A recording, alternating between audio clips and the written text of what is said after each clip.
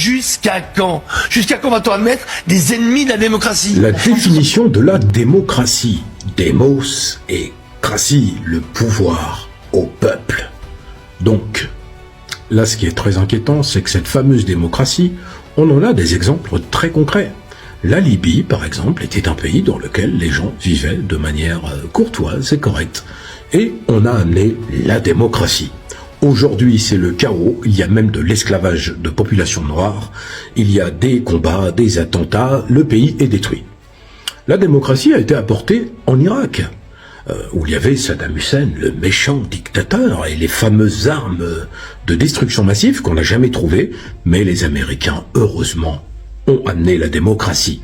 Moralité, c'est un pays qui est gangréné par la corruption, le terrorisme, la violence, la destruction de ses infrastructures, plus d'1 million de morts après la première guerre du Golfe, majoritairement des civils, des femmes et des enfants. Bon, la démocratie, hein. Nous avons d'autres exemples de démocratie apportés par les pays démocrates. Je rappelle que la colonisation est un crime en soi, puisqu'il est la continuation, après la conférence de Berlin au XIXe siècle, de cette volonté d'hégémonie et de cette volonté du contrôle des ressources mondiales. On va continuer de les écouter.